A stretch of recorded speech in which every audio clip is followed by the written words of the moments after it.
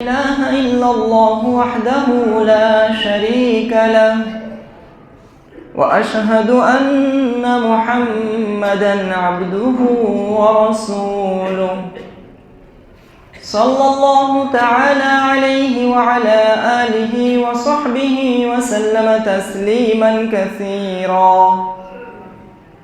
يا أيها الذين آمنوا اتقوا الله حق تقاته ولا تموتن إلا وأنتم مسلمون.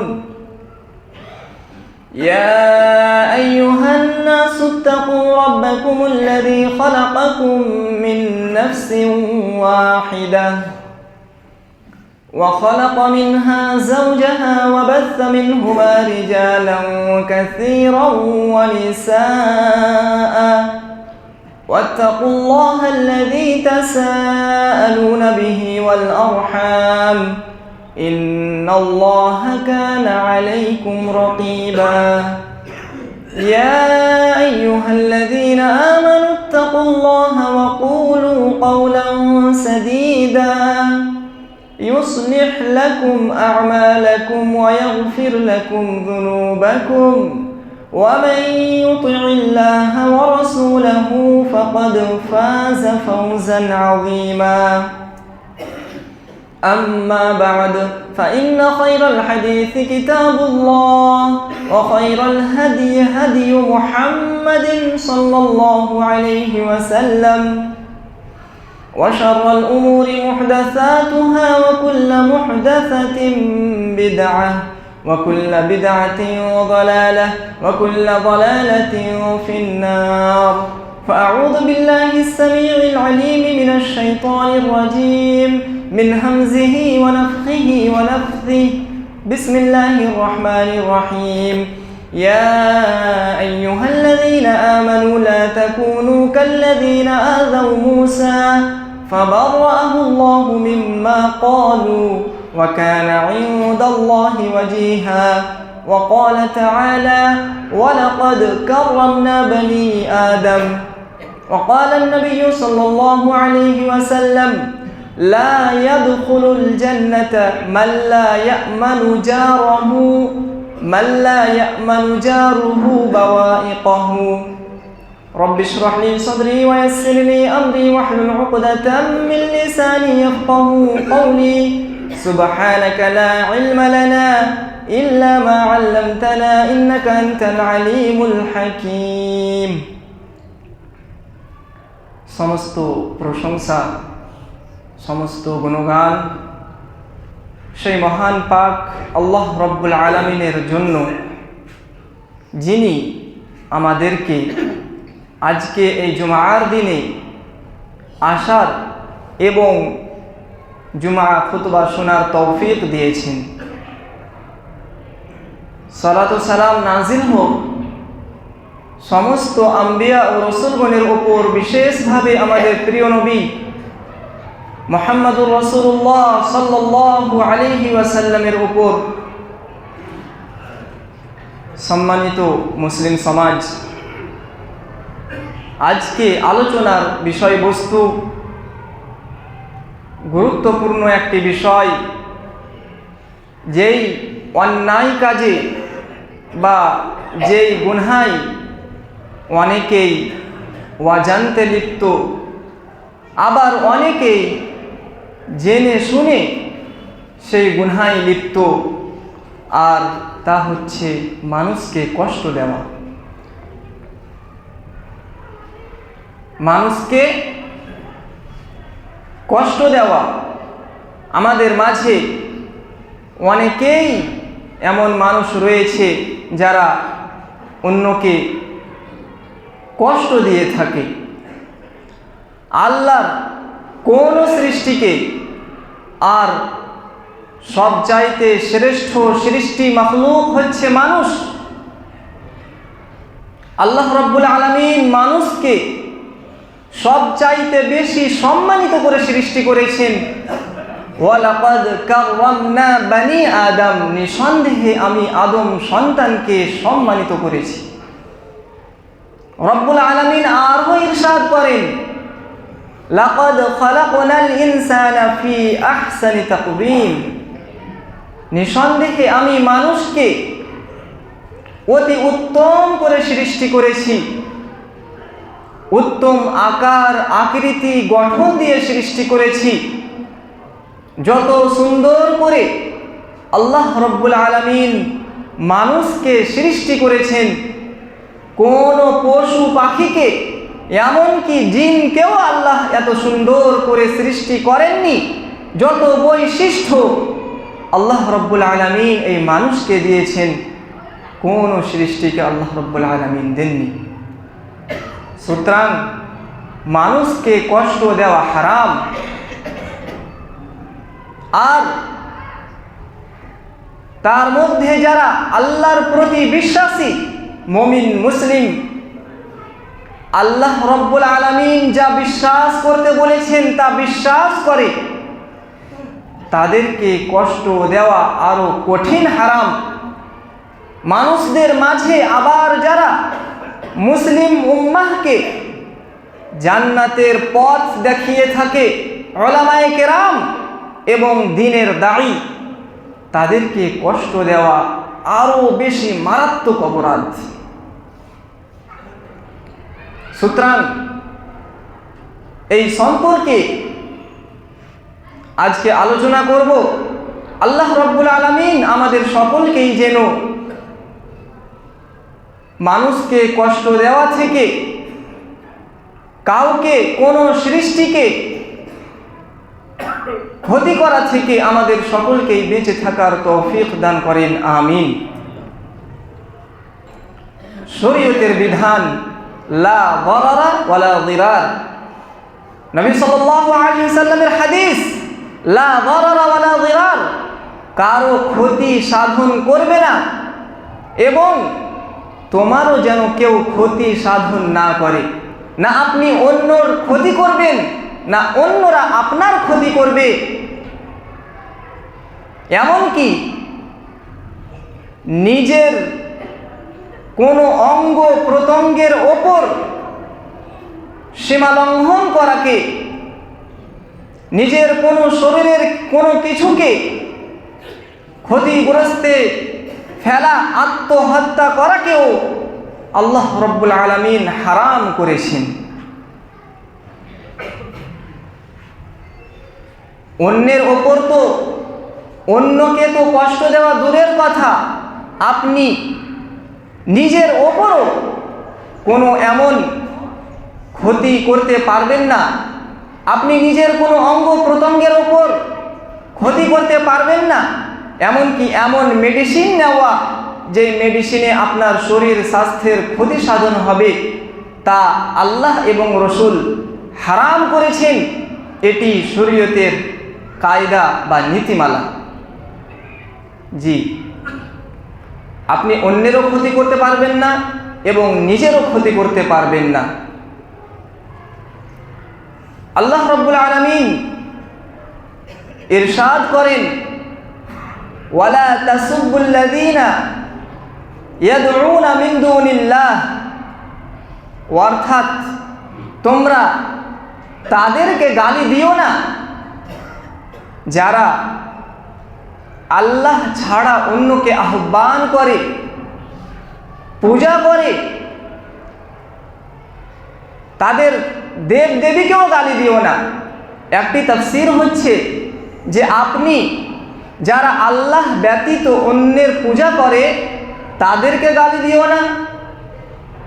এবং আরেকটি তাফসীর হচ্ছে যে তোমরা তাদের দেব দেবীকেও গালি দিও না। এর রিঅ্যাকশন রয়েছে, এর প্রতিক্রিয়া রয়েছে। কেন আল্লাহ রাব্বুল আলামিন গালি দিতে বারণ করেছেন? ফায়াসুবুল্লাহা আদওয়াম বিগাইরি ইলম, তারা যে আল্লাহকে গালি দিতে লাগবে তাদের মূর্খমির কারণে, তাদের অজ্ঞতার কারণে। মুসা আলাইহিস সালামকে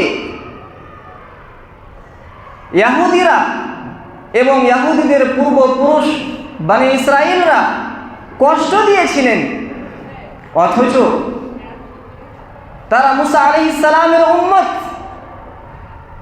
মুসা আলাইহিস সালামকে আল্লাহ রাব্বুল আলামিন কালিমুল্লাহ অর্থাৎ সরাসরি আল্লাহর সাথে কথা বলেছেন, কিন্তু তারা মুসা আলাইহিস সালামকে কষ্ট দিয়েছিলেন। আল্লাহ রাব্বুল আলামিন ইরশাদ করছেন, ইয়া আইয়ুহাল্লাযীনা আমানু, সমস্ত মুমিন মুসলিমকে সম্বোধন করে আল্লাহ রাব্বুল আলামিন বলছেন, হে ঈমানদারগণ, হে মুমিন মুসলিমগণ, লা তাকুনু কাল্লাযীনা আযাউ মুসা, তোমরা তাদের মতো হইও না, চরিত্রহীন সীমালঙ্ঘনকারী, যারা মুসা আলাইহিস সালামকে কাল্লাযীনা আযাউ মুসা, যারা মুসা আলাইহিস সালামকে কষ্ট দিয়েছিল, তোমরা তাদের মতো হইও না, তোমরা চরিত্রবান হও, মানুষের মতো মানুষ হও, মুসলিমের মতো মুসলিম হও, ভালো মানুষ হও, তোমরা কাফির মুশরিকদের মতো হইও না। ফাবাররাআহুল্লাহু মিম্মা ক্বালু, আল্লাহ রাব্বুল আলামিন মুসা আলাইহিস সালামকে দোষ মুক্ত করেছিলেন। তিনি যে রোগ মুক্ত, দোষ মুক্ত ছিলেন, রব্বুল আলামিন তা সুস্পষ্ট করে দিয়েছিলেন। ওয়া কানা ইনদাল্লাহি ওয়াজিহা, এবং মুসা আলাইহিস সালাম বড় সম্মানিত নবী ছিলেন এবং মর্যাদাবান রসুল ছিলেন। আজকে আলোচনার যে বিষয়বস্তু সেটি হচ্ছে মানুষকে কষ্ট দেওয়া। যে দুনিয়া এবং আখিরাতে মানুষকে কষ্ট দিয়ে থাকেন এবং ভয়াবহ পরিণাম যে রয়েছে, কারণ অনেকেই মনে করে যে আমি তো কাউকে কষ্ট দিই না, কিন্তু আপনি কষ্ট দিচ্ছেন আপনার জ্ঞানের অজ্ঞতার কারণে, বিবেকের দুর্বলতার কারণে, আর ইসলাম থেকে দূরে সরে যাওয়ার কারণে, ইসলামের বিধিবিধান থেকে সরে যাওয়ার কারণে, ত্রুটির কারণে আপনার অনুভূতি হ্রাস পেয়ে গেছে। আপনি টের পাচ্ছেন না যে আপনি কাউকে কষ্ট দিলেন, আপনি বুঝতে পারছেন না, কিন্তু যাকে কষ্ট দিলেন সে কি করে বুঝতে পারলো যে সে আমাকে কষ্ট দিল? তাহলে মানুষকে কষ্ট দেওয়া হয় কিভাবে? মানুষকে কষ্ট দেওয়া হয় কথার দ্বারা আর কাজের দ্বারা। এক নম্বর হচ্ছে মানুষকে কষ্ট দেওয়া গালমন্দ করে। স্ত্রী স্বামীকে গালি দিল বা স্বামী স্ত্রীকে গালি দিল, যে কোনো রকমের গালি হোক না কেন, বাবা মা ছেলে মেয়েকে গাল দিক বা ছেলে মেয়ে বাবা মাকে গাল দিক, আর আল্লাহ এবং রসুলকে গালি দেওয়ার পরে সবচাইতে বড় কাবিরা গুনাহ হচ্ছে বাবা মাকে গালি দেওয়া। জি, সবচাইতে বড় কাবিরা গুনাহ আল্লাহ এবং রসুলকে গালি দেওয়ার পরে সেটি হচ্ছে নিজের বাবা মাকে গালি দেওয়া। গালি দেওয়ার অনেক রকমের স্তর রয়েছে, সবগুলি হারাম, কিন্তু তার মধ্যে মারাত্মক হারাম হচ্ছে আকবারুল কাবাইর রয়েছে। সেটি হচ্ছে যে আল্লাহ এবং রসুল সাল্লাল্লাহু আলাইহি ওয়াসাল্লামকে গালি দেওয়া। কাফের মুশরিকরা আল্লাহ এবং রসুলকে গালি দিয়ে থাকে। দুনিয়া এবং আখিরাতে এদের জন্য কঠিন শাস্তি রয়েছে। আপনি কাউকে, কোনো ব্যক্তিকে গালি দেবেন না, সে আপনার ছোট হোক না কেন, আপনার বড় হোক না কেন, আপনার দুশমন হোক না কেন। সেই আয়াতটি পড়লাম আপনার সামনে, এমনকি কাফির মুশরিকদেরকেও, তাদের দেবদেবীকেও আল্লাহ রাব্বুল আলামিন গালি দিতে বারণ করেছেন। কিসের জন্য? যে তোমরা তাদেরকে গালি দিও না যারা আল্লাহ ছাড়া অন্যকে আহ্বান করে, অন্যের পূজা করে, এবং কাফির মুশরিকদেরকেও গালি দিও না। এর রিয়াকশন কি হতে পারে? যে তারা তাদের অজ্ঞতার কারণে, মূর্খমের কারণে আল্লাহকে গালি দিয়ে ফেলবে। রাসূলুল্লাহ সাল্লাল্লাহু আলাইহি ওয়াসাল্লাম ইরশাদ করেন, লা ইয়াদখুলুল জান্নাতা মান লা ইয়ামানু জারুহু বাওয়াইকাহু, যে ওই ব্যক্তি জান্নাতে যেতে পারবে না, জান্নাতে যাবে না কিসের জন্য জান্নাতে যেতে পারবে না বা জান্নাতে যাবে না? কারণ তার প্রতিবেশী তার জন্য শান্তিতে নাই, নিরাপদে নাই, তার প্রতিবেশীকে তারা কষ্ট দিয়ে থাকে। সে যতই নামাজি হোক না কেন, সহি আকীদার দাবিদার হোক না কেন, সে যদি তার প্রতিবেশীকে কষ্ট দিয়ে থাকে এবং তার জন্য যদি তার প্রতিবেশী শান্তিতে বসবাস না করতে পারে, তাহলে রাসূলুল্লাহ সাল্লাল্লাহু আলাইহি ওয়াসাল্লামের হাদিস যে সে জান্নাতে যেতে পারবে না, সে অস্থায়ী হোক বা স্থায়ী হোক। সে স্থায়ী জাহান্নামী হবে কখন? যখন সে তার প্রতিবেশীকে গালমন্দ করা হালাল মনে করে নেবে, তখন সে স্থায়ী জাহান্নামী হবে। আর যদি সে হারাম মনে করে, তারপরেও যদি সে কন্ট্রোল না করতে পারে এবং তার প্রতিবেশীকে, তার দোষ বন্ধুকে, সে যাকেই হোক না কেন যদি কষ্ট দিয়ে থাকে, তাহলে সে অস্থায়ী জাহান্নামী হতে পারে। রাসূলুল্লাহ সাল্লাল্লাহু আলাইহি ওয়াসাল্লাম আমাদেরকে সতর্ক সাবধান করেছেন। এবং আরেকটি হাদিসে রাসূলুল্লাহ সাল্লাল্লাহু আলাইহি ওয়াসাল্লাম ইরশাদ করেন, হাদিসের রাবী হচ্ছে আবু হুরায়রা রাদিয়াল্লাহু তাআলা আনহু। এক ব্যক্তি রাসূলুল্লাহ সাল্লাল্লাহু আলাইহি ওয়াসাল্লামকে বললেন, ইয়া রাসূলুল্লাহ, মদিনার বুকে একটি মহিলা রয়েছে যে অনেক বেশি সালাত আদায় করে, নফল সালাত আদায় করে, ফরজ তো আদায় করেই, কিন্তু তার সাথে নফল আদায় করে এবং সে অনেক বেশি নফল রোজা, ফরজ রোজাও আদায় করে এবং অনেক বেশি সে দান সাদকাহ করে,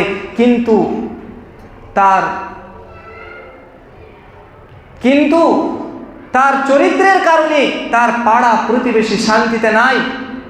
তো রাসূলুল্লাহ সাল্লাল্লাহু আলাইহি ওয়াসাল্লাম বললেন, কালা হিয়া ফিন্নার, সেই মহিলা জাহান্নামে যাবে। এবং আবার জিজ্ঞাসা করলেন, ইয়া রাসূলুল্লাহ, এক মহিলা সে খুব অল্প নামাজ আদায় করে, ফরজ নামাজ কোনো রকম আদায় করে, ফরজে ছাড় দেয় না, কিন্তু নফল নাই, সে অনেক কম রোজা আদায় করে, নফল রোজা তার নাই, শুধু ফরজ রোজা কোনো রকম পালন করে, ফরজে কোনো ঘাটতি নাই, আর সে অনেক কম সাদকা করে, কোন গরিব মিসকিন আসলে এক মুঠি চাল দিয়ে বিদায় করে দেয়। তো রাসূলুল্লাহ সাল্লাল্লাহু আলাইহি ওয়াসাল্লাম বললেন, ক্বালা হিয়া ফিল জান্নাহ, সেই মহিলা জান্নাতে যাবে। তাহলে আখলাক, চরিত্রের কত মর্যাদা আর কত গুরুত্ব রয়েছে। আমাদের সমাজে অধিকাংশ লোক রাস্তা ঘাটে স্মোকিং করে থাকে, ধূমপান করে থাকে, সে অন্যকে কষ্ট দিয়ে চলে যায়, রাস্তা ঘাটে ময়লা আবর্জনা ফেলে রেখেছে, তার কোনো অনুভূতি জাগে না যে আমি এটি খারাপ কাজ করেছি, লোককে আমি কষ্ট দিচ্ছি। রব্বুল আলামিন আমাদের সকলকেই যেন সচেতন করেন এবং আল্লাহ রব্বুল আলামিন আমাদেরকে অন্যকে কষ্ট দেওয়া থেকে বিরত রাখেন, আমিন। 2 নম্বর কষ্ট দেওয়া হচ্ছে কোনো নির্দোষী ব্যক্তির ওপর অপবাদ লাগা।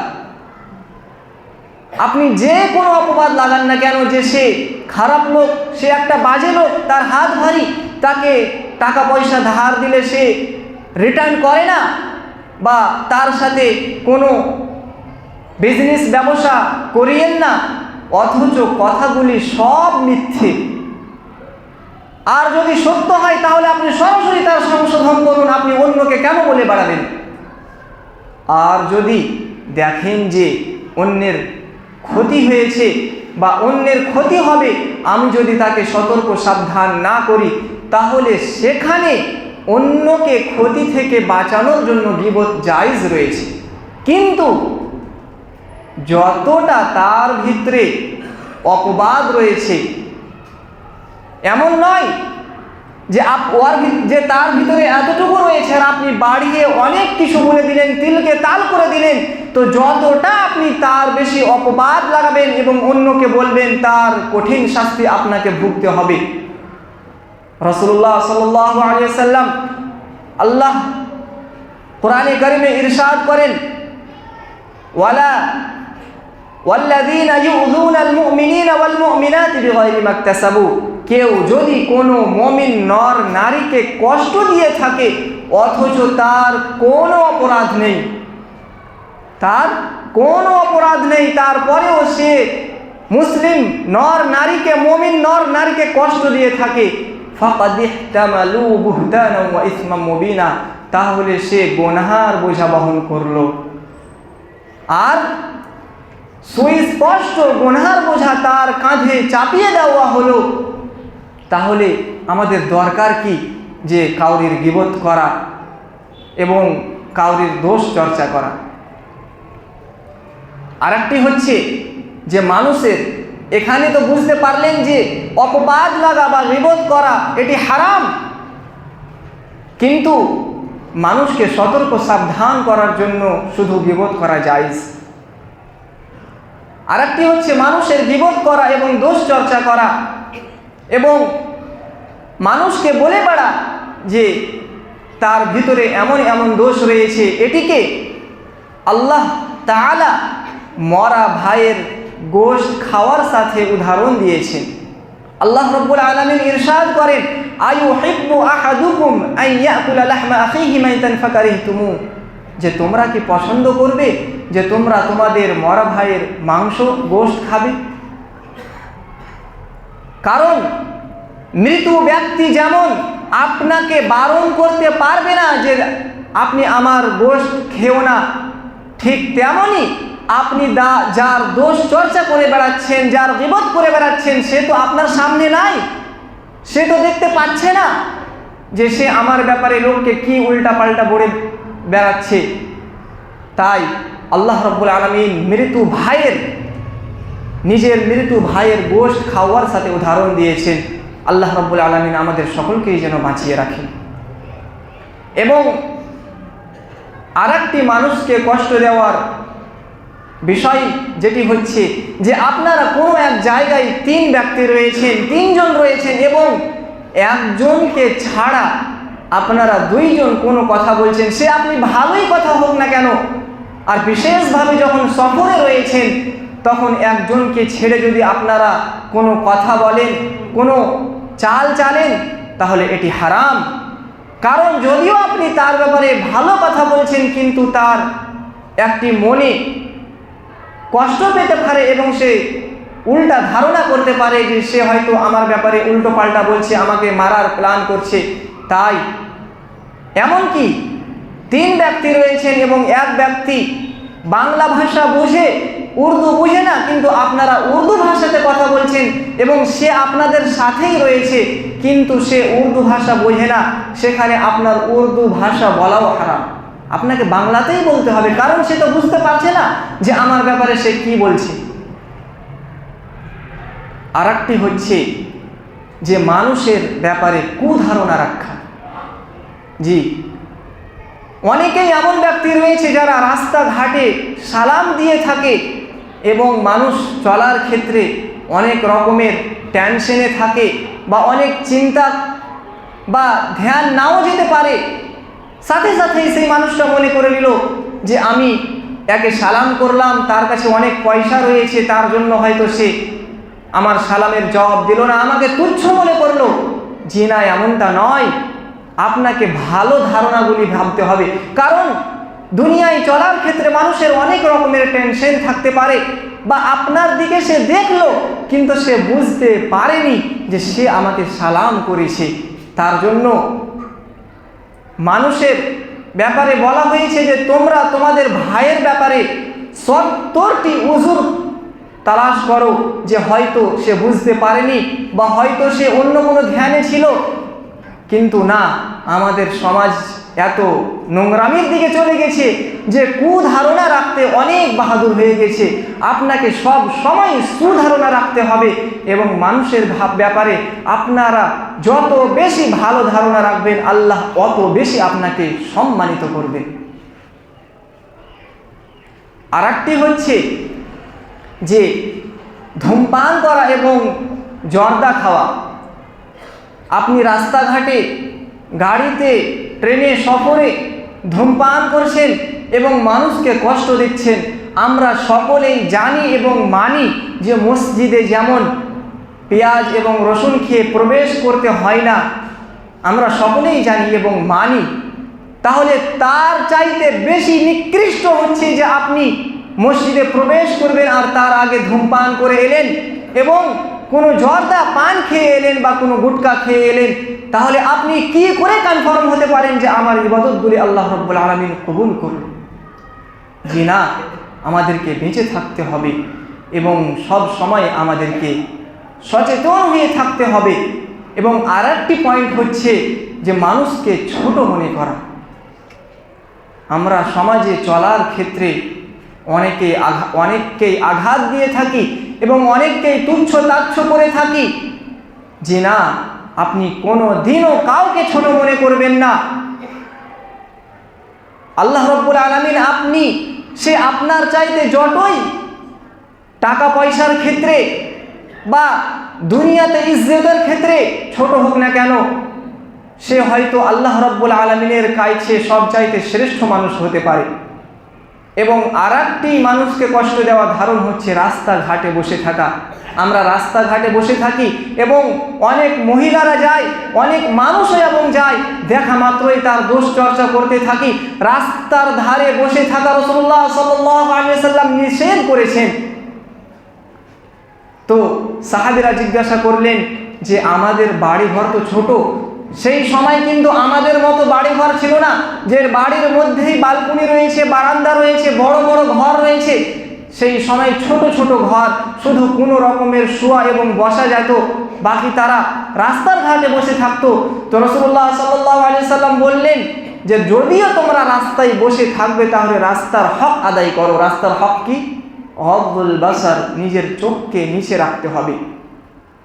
কাফুল আদা, এবং কাউকে কষ্ট দিবে না। কেউ গেল, তার ব্যাপারে আপনি দোষ চর্চা করতে লাগলেন, জি না, এমনটি যেন না হয়। ওয়ারাদ্দুস সালাম, এবং কেউ সালাম দিলে তার সালামের উত্তর দেওয়া, এবং ওয়া'মুর বিল মা'রুফ, এবং রাস্তায় যদি দেখেন যে একটি ভালো কাজ রয়েছে কিন্তু সে করছেন না, তাহলে তাকে সেই ভালো কাজের দিকে আহ্বান করা, এবং মন্দ কাজ ওয়া নাহয়ু আনিল মুনকার, মন্দ কাজ থেকে বারণ করা। আল্লাহ রাব্বুল আলামিন এই ছোট ছোট যে কষ্ট দেওয়ার লক্ষণগুলি, পয়েন্টগুলি বললাম, সেই পয়েন্টগুলি যেন আমাদের সকলকেই বুঝার তৌফিক দান করেন, আমিন। এবং নিজের জীবনে আমল করারও তৌফিক দান করেন। তাকাব্বাল ইয়া রাব্বুল আলামিন। আকুলু কওলি হাযা ওয়া আস্তাগফিরুল্লাহ লি ওয়া লাকুম ওয়া লিসাইরিল মুসলিমিনা মিন কুল্লি যামব ফাস্তাগফিরুহু ইন্নাহু হুয়াল গফুরুর রহিম।